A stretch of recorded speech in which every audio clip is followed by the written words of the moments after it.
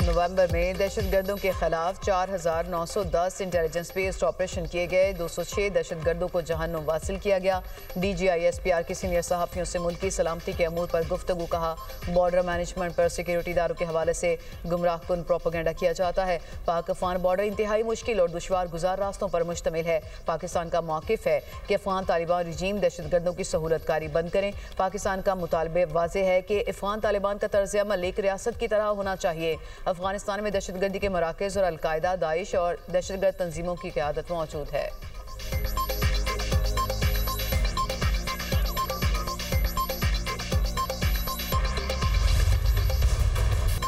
सदर मुमलिकत आसिफ अली जरदारी का national defence university Islamabad का दौरा वर्कशॉप कामयाबी से मुकम्मल करने पर शुरका को मुबारकबाद दी। कौमी सलामती के शऊर के लिए शुरका की काविशों को सराहा। वर्कशॉप में अरकान पार्लियामेंट, सीनियर सिविल और मिलिट्री अफसरान, तालीमी अदारों और सिविल सोसाइटी के नुमाइंदों की शिरकत। ISPR के मुताबिक नेशनल सिक्योरिटी वर्कशॉप मुल्क में कौमी सतह पर मुकालमे को फरोग देने का प्लेटफॉर्म है। सदर मुमलिकत आसिफ अली जरदारी ने कहा है कि सिक्योरिटी चैलेंजेस से निमटने के लिए बाकाबिल क़यादत और यकजहती की ज़रूरत है। सदर मुमलिकत ने इख्तितामी तकरीब में फारिगुल तहसील शुरका में असनाद तकसीम की।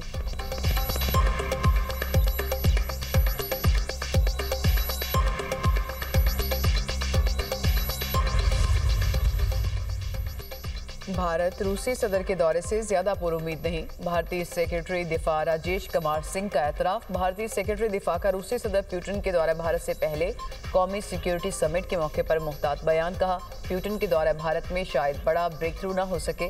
प्यूटिन मोदी मुलाकात में दिफाही ताउन और हथियारों की तरसील में ताख़ीर पर बात होगी। S-400 की मज़ीद खरीदारी पर बातचीत की जाएगी।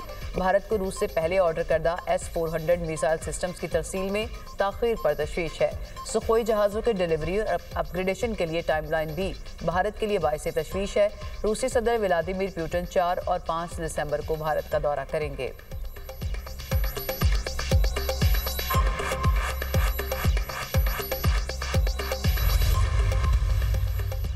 लाहौर के सेशन कोर्ट में वज़ीर आज़म के बानी PTI के खिलाफ हद के इज्जत के दावे पर समाअत। स्पीकर पंजाब असम्बली मलिक अहमद खान ने बतौर गवाह अपना बयान रिकॉर्ड करा दिया। कहा, मेरी शहबाज शरीफ के साथ जमाती वाबस्तगी है।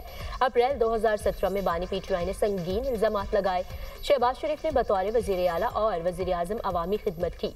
मेरे नज़दीक इन इल्जामात के जरिए गुमराहकुन प्रोपेगेंडा किया गया। इस्लाम में भी झूठ और गीबत की सख्त ममानत है।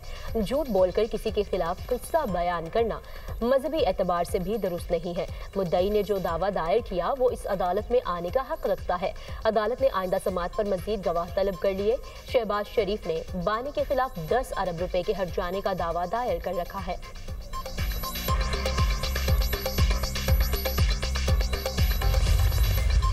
इमरान खान पहले उन्होंने अदालतों में 5 जजेस के साथ अदालतों को तकसीम किया। उन्होंने उनका मलिया मेट किया, उनको बर्बाद किया। फिर उन्होंने पार्लियामेंट पर हमला करना था सियासी अफराद के खिलाफ, यानी वो निज़ाम के खिलाफ थे। फिर एक एक शख्स को पकड़ा और झूठे इल्ज़ाम, उन्हीं झूठे इल्ज़ामात में से एक इल्ज़ाम ये भी था कि शहबाज शरीफ साहब ने इमरान खान साहब को 10 अरब रुपए की ऑफ़र की कि आप उनके खिलाफ मुकदमा ना चलाएं। बानी ने शहबाज शरीफ के खिलाफ झूठे इल्जामात लगाए। बानी ने अपने दौर में 5 जजेस से मिलकर अदालतों को तकसीम किया। अपने दौर में पार्लियामेंट पर भी हमला किया। ये चाहते हैं कि इदारों को बेतौकीर किया जाए।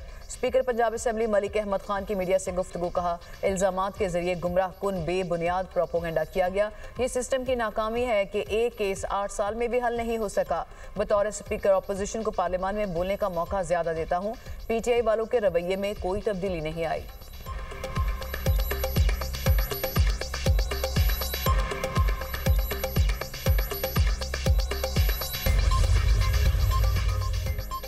और अमेरिका ने अफगान पासपोर्ट रखने वाले अफराद को वीज़े देना बंद कर दिए। वज़ीर ख़ारिजा मार्को रूबियो कहते हैं, कौम और शहरियों का तहफ़्फ़ुज़ सबसे बड़ी तरजीह है। अमरीकी शहरियत और इमिग्रेशन सर्विसेज ने भी तमाम पनाहगज़ीन दरखास्तों पर फैसला रोक दिया। जांच पड़ताल और स्क्रीनिंग यकीनी बनाने तक फैसले मुअत्तल किए गए। वज़ीर ख़जाना स्कॉट बेसेंट ने सोशल मीडिया पर अपने पैगाम में कहा, सदर ट्रंप की हिदायत पर गैर कानूनी तारकीन को हासिल फ़वाइद को ख़त्म किया जा रहा है। विफाक से तमाम फ़वाइद अब अमरीकी शहरियों को हासिल होंगे। गैर कानूनी तारकीन वतन अनफरादी इनकम टैक्स पर भी मराद हासिल नहीं कर सकेंगे।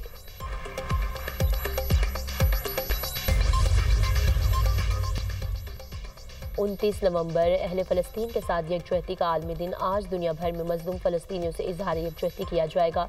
मुजाहरे और जुलूस निकाले जाएंगे। आलमी बरादरी और इंसानी हकूक़ की तंजीमों का इसराइली मज़ालिम की फौरी रोकथाम का मुतालबा।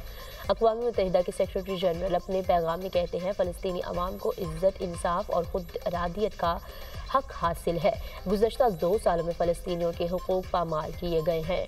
अंतोनियो गुतेरेस की फ़लस्तीनी इलाकों पर गैर कानूनी कब्जे के खात्मे की अपील। सदर मुमलिकत और वज़ीर-ए-आज़म का फ़लस्तीनी अवाम के हक़ खुद इरादियत की भरपूर हिमायत पर जोर। सदर आसिफ अली ज़रदारी का कहना है, फ़लस्तीनी अवाम की हिकमत को खराज तहसीन पेश करते हैं। सदर मुमलिकत का गज़ा में फौरी और मुस्तकिल जंगबंदी और इंसानी इमदाद की फराहमी का मुतालबा। वज़ीर-ए-आज़म शहबाज शरीफ का फ़लस्तीनी अवाम के जायज़ हुकूक़ के मुकम्मल हिमायत का अयादा। कहा, पाकिस्तान पुख्ता अज़्म के साथ फ़लस्तीनी अवाम के साथ है। इसराइली जंगी जराइम पर एहतसाब नागज़ीर है।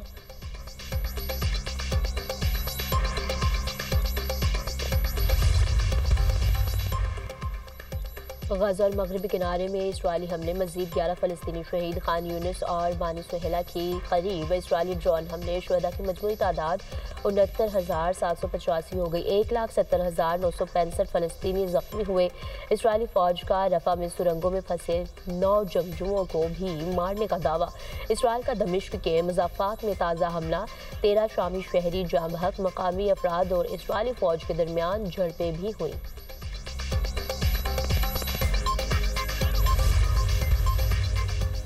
हांगकांग के रिहायशी कॉम्प्लेक्स में लगी आग पर 2 रोज़ बाद काबू पा लिया गया। इमदादी टीमों ने मलबे से मजीद लाशें बरामद कर ली। हलाकतों की तादाद 128 तक पहुँच गई। 200 अफराद ताहाल लापता। 50 से ज़ायद ज़ख्मी अफराद मुख्तलिफ अस्पतालों में ज़ेर इलाज। 12 की हालत तशवीशनाक है।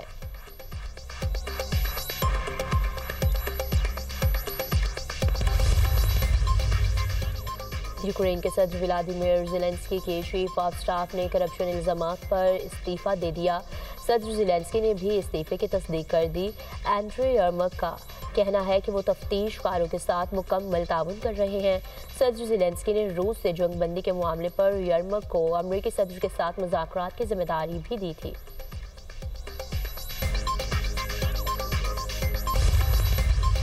मैं तो खुल के आपसे कह रहा हूँ कि हम नहीं करा रहे मुलाकात, क्योंकि कानून में इजाजत नहीं इस चीज की। कैदी है जिसने 190 मिलियन पाउंड का गबन किया है, फ्रॉड किया है, करप्शन की है, सजा याफ्ता मुजरिम है।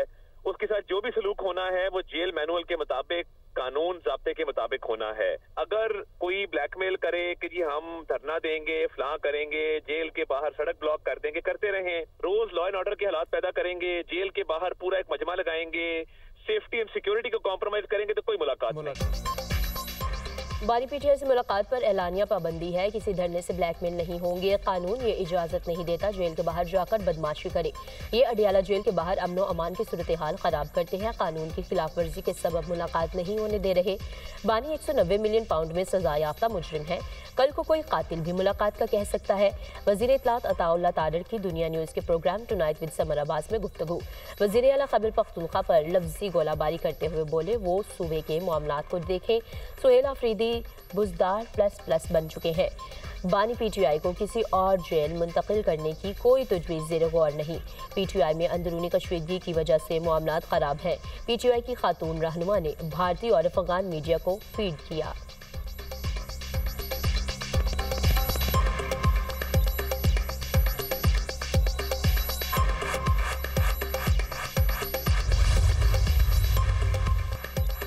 नवंबर अहम। सुहेल आफरीदी को लड़ाई के लिए वज़ीर आला बनाया गया। सीनियर सहाफ़ी और तज्ज़ियाकार नजम सेठी का प्रोग्राम आज की बात। सेठी के साथ में तज्ज़िया। कहा, सुहेल आफरीदी की बानी से मुलाकात इसलिए नहीं हुई कि हुक्म मिलने पर गड़बड़ का खदशा है। वज़ीर आला खैबर पख्तूनख्वा बानी के हुक्म के बगैर खुद कोई फैसला नहीं कर सकते। पीटीआई बानी का इशू जिंदा रखने के लिए कुछ ना कुछ करती रहती है। पाकिस्तान और अफगानिस्तान के हालात मजीद ख़राब होंगे। अफगानिस्तान से दहशतगर्दी होगी तो पाकिस्तान स्ट्राइक्स करेगा।